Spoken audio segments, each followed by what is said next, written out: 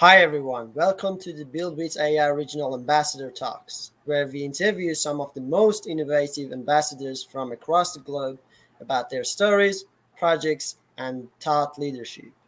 Today we have Yamini Harikrishnan, who is a business product owner with over 18 years of pioneering experience in the areas of project management, product development, business transformation, and operational strategies. She was previously the assistant vice president of Synchrony, where she led agile teams, created product vision, product roadmap, and prioritized with business and IT teams to improve the eChat product base. She also has had experience as the business project manager for GE Capital, delivered highest quality for regulatory credit card act projects, address change redesign, card add request redesign, automated clearinghouse payment platform integration. Yamini is an alumnus of the Indian Institute of Technology, Hyderabad, and is a Hackmakers regional ambassador for India. She is here to talk to us about how hackathons paved her AI journey and how you can too. I'm going to hand over to Yamini so she would do a proper introduction of herself now.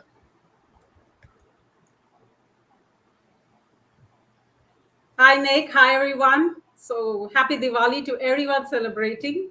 And I'm a senior consultant in Easy Problem Solving, which is ideally a boutique value consulting firm.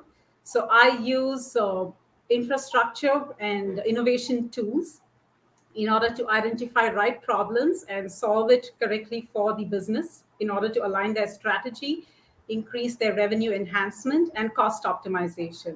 So that's my introduction, and I'm very glad to actually give you a tour of my entire career journey. So, what you see here is 18 years of experience, where I started off actually in my career journey. I'm a science graduate, and I specialized in audiology and speech pathology. And it was very evident that after I complete my studies, I was going to continue this practice in my family business.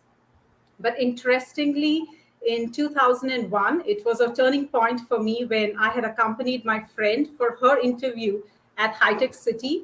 And Nick, just that you know, High Tech City is a premier IT commercial hub where there were a lot of walk-in interviews and opportunities. So while I joined my friend, I did attend the interview and I returned home back with an offer letter from GE. So I definitely surprised my mom and my family, but I truly appreciate the family support in my decision of career change. And when I joined GE in 2001, very soon I was selected in the process expert program. And this program is where we had exchanged knowledge from cross-functional organization groups. Like we moved around in rotations for, workforce management, hiring teams. We met quality control teams, training, and team management departments. And it was a great program because it gave me a holistic understanding on how an organization really operates and that entire operating rhythm. And from there on in GE, I had moved into the role of a business analyst, and I further grew in as a business project manager, where a significant career development of mine had occurred, where I collaborated with virtual global teams, and we built up an entirely new a new customer facing application. And in this role, I had specialized in new client launches, process and system improvements for customer service, business transformation, as well as even the business as usual operations. So in this role, overall, I had delivered about 200 successful, $1 million projects for GE, and we had a lot of high-profile clients, and like JC Penney, Sam's Club. I'd worked for Cathay Pacific Airlines, Chevron, and many more US-based clients. And then in 2014 to 16, when General Electric Company had spun off its customer lending arm into Synchrony Financial as an IPO. So there I had moved into the role of an agile product owner and into the senior leadership role. And I had adopted agile methodology where I synthesized and drove multi-year product strategies in very high intense technology environments. And just as of recent, just a month back, I had accepted the role of process and innovation consultant at EPS, where I'm working with founders of an Indian startup company.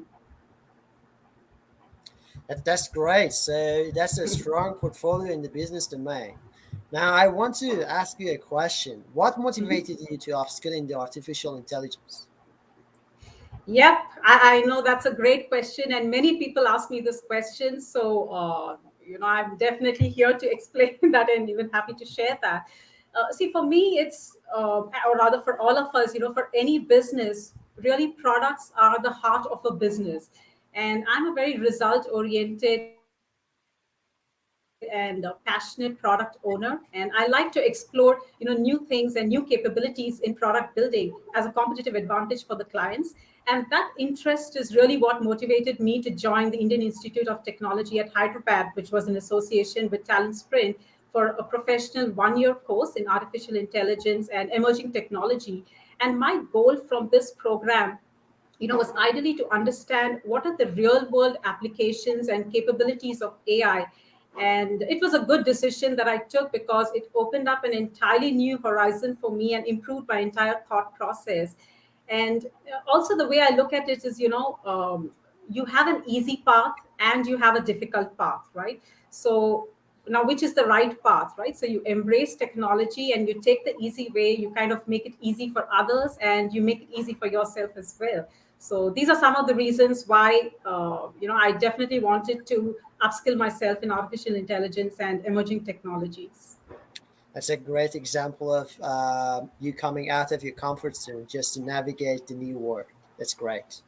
Yeah. Now, what were the top two challenges you faced in upskilling from non-tech to developing AI skills? How did you manage them? Obviously, there should be this. You should have faced a lot of challenges because you came from a business domain to a tech focused, especially artificial intelligence field. So, it would be great if you could walk us through the journey here. Absolutely. See, from the challenges, I think the topmost of the top challenges was firstly to choose which institute. Which institute should I be investing my time and in order to go ahead and upskill myself. So I think that was one of the first challenges that I faced in order to select which institute. And what I also got to know at this point of time was we really didn't have a central body for AI certification as such. Now, for example, if you take project management, you have PMI, which is globally recognized and certified for project managers. But in AI, it was a little difficult for me to really search out, which institute was good. And when you check on the net, there was it was just like an information paralysis. So many courses out there and so much of self study material. So that was one first challenge which I faced. And the second challenge, which I also faced after I getting into the course, of course, was the foundational subjects for artificial intelligence. Like there was linear algebra, there was probability, there was calculus, statistics, and I know my engineering students. They invest months and semesters, to learn and upskill in all these topics. And here, as a non-engineering student, trying to crunch all these subjects was definitely very overwhelming for me. But at the same time, challenges, just make the learning more interesting and more memorable, right? So here are some tips that I really wanted to share with everyone. I hope you can pick up some, and it helps you also in your upskilling process in artificial intelligence. So, firstly, I would say research courses out there. Look out for courses that are more focused, approached on solving real world projects. Courses which give you a more hands-on approach for learning. That's something I would really encourage you as a starting point. And apart from this, as I already mentioned, I'm not from an engineering background, but I did team up with another friend of mine. She was from a biomedical background, and we both knew that if we have to pull through this course, then we had to put in that extra effort, that extra hard work, right? So we collaborated with a couple of other more folks. Like there was one assistant professor and a couple of engineering students who were very willing to help us out. And this entire exercise of forming a study group of just 4 to 5 members, really helped us. And I would also encourage you that form a group of like-minded people, who share your similar passion to learn and are at the same wavelength and frequency as yours. And this entire exercise will greatly help you in order to even articulate algorithms and articulate models. So that's something we would do after we would listen to our professors lectures. Apart from this, artificial intelligence, as we all know, is a very vast subject. So dedication of time is crucial, right? And dedicate time to study in a consistent manner. Unfortunately, there is no shortcut that I can, give you as a tip, but definitely dedicate time to the study. It's worth it. And I'd also done a lot of projects. I had built my Kaggle profile.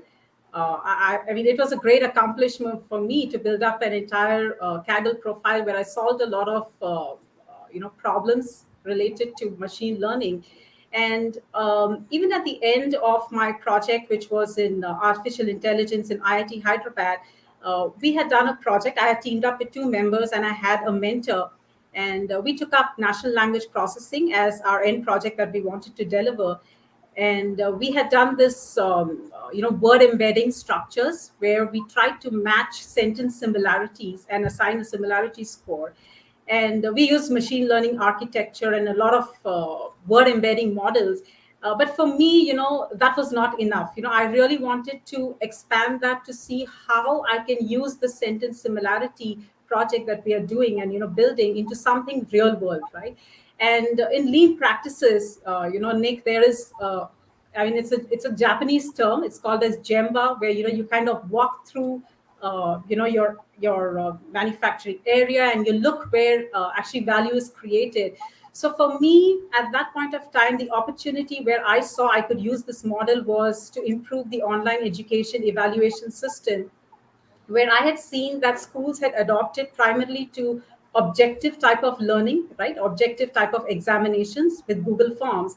And the subjective, or I would say the descriptive kind of answers, which are, let's say if you take the child, the group of, third or the fourth class, it was where, the children had to write the answers in their notebook. They had to take pictures of it and then WhatsApp it to their teachers. And I'm sure all of us can empathize with the teachers, receiving 20 to 30 chats of students answers, reviewing them and correcting them is very cumbersome and stressful. So that's where I saw an opportunity where I can apply this model, and we built an application where you can feed in the teachers expected answers and the students answers, and then it automatically calculates and gives you a grade. And this entire way of applying it to a real world problem, really provided me an excellent opportunity and a hands-on experience in coding an end-to-end real-world solution, right from pre-processing of the AI data, constructing the word embeddings, you're testing the model, you're finally deploying it in cloud, and even applying it and solving a real-world problem, right? And our project was appreciated at the felicitation ceremony at IIT Hyderabad and the Talent Sprint Leadership. So that was a great accomplishment. So I would really encourage you to do a lot of projects, and when it comes to foundational concepts, focus a lot on foundational concepts, try to solidify that, right? I mean, to the extent where I took even, one-on-one coaching sessions, because I thought that was more effective for me, especially the foundation subjects. And then hackathons, right? I mean, this is very dear to my heart, right? With hackathons, I definitely found that is a great experimental ground, to apply the new AI skills, to collaborate, to fast track your learning. Especially if I just look at the Build with AI hack, there were a lot of educational workshops where we built recommendation systems and object detection systems in just like less than an hour.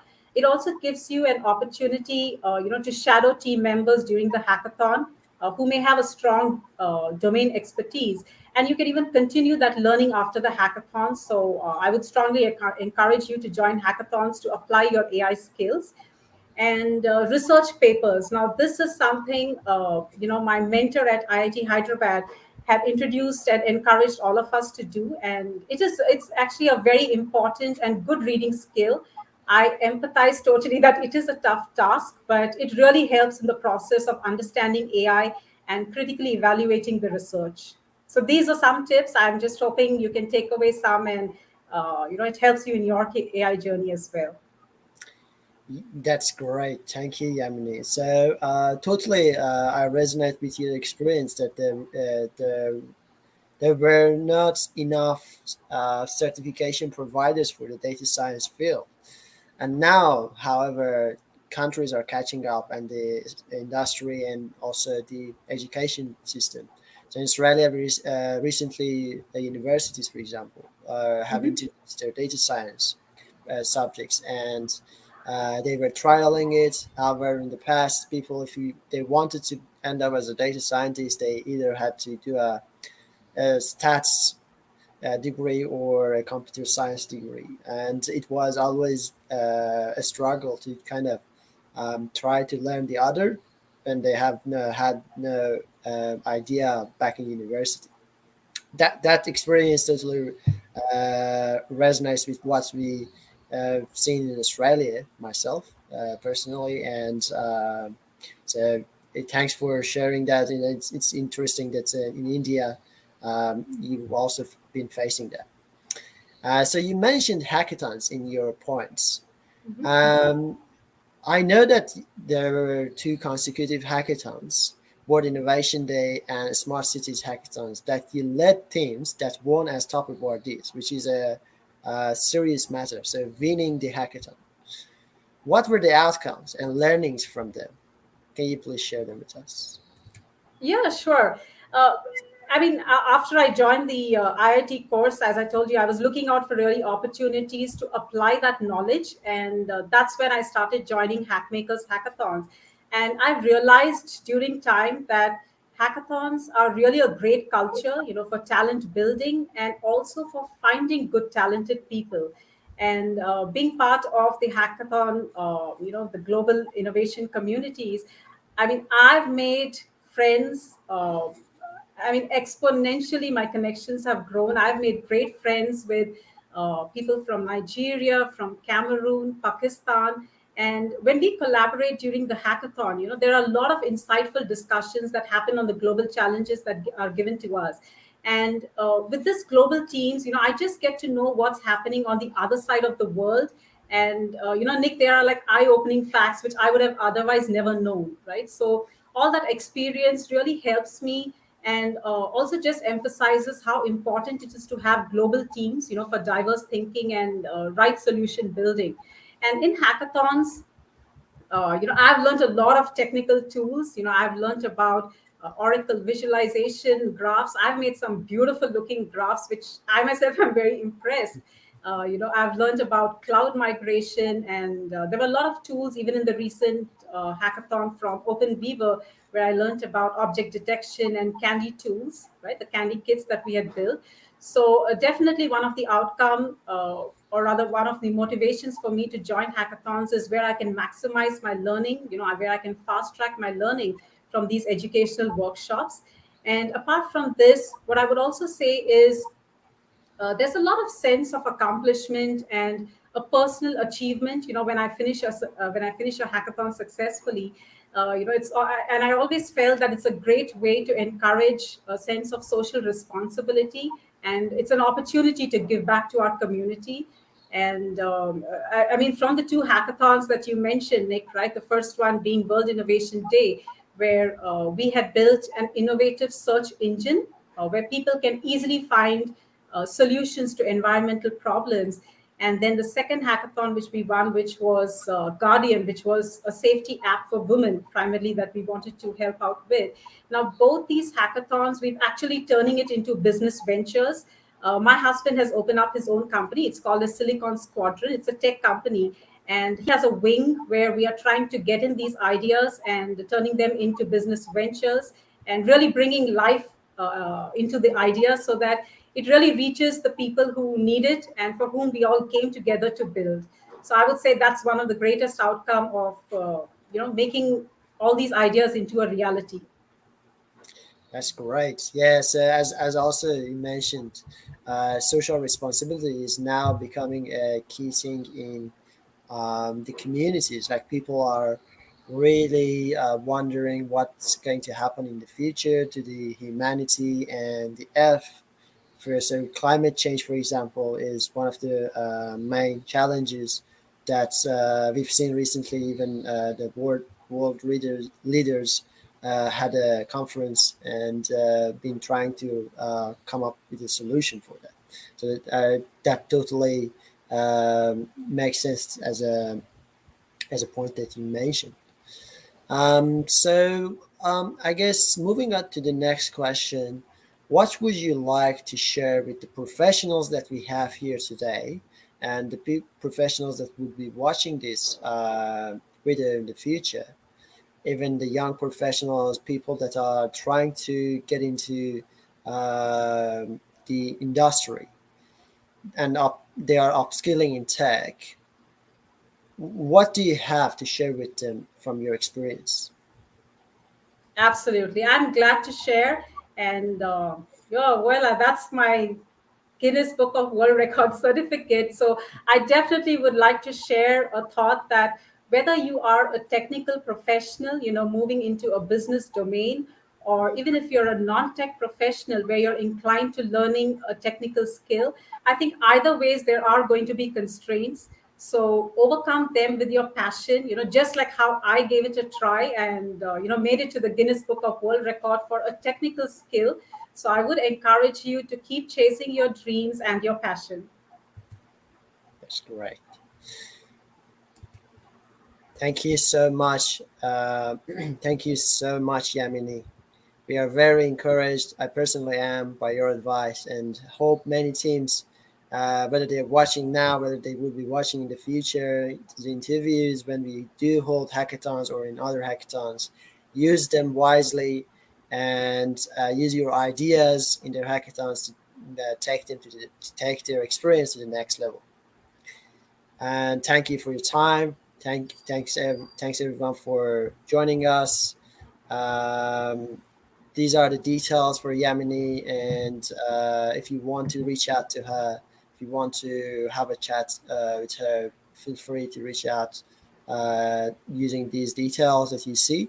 Um, and yeah, so we are going to have more interviews with uh, our amazing regional ambassadors in the future. And you, if you want to be made aware of those events, make sure you subscribe to the channel and click the notification button so you would be made aware once the new um, lives are happening.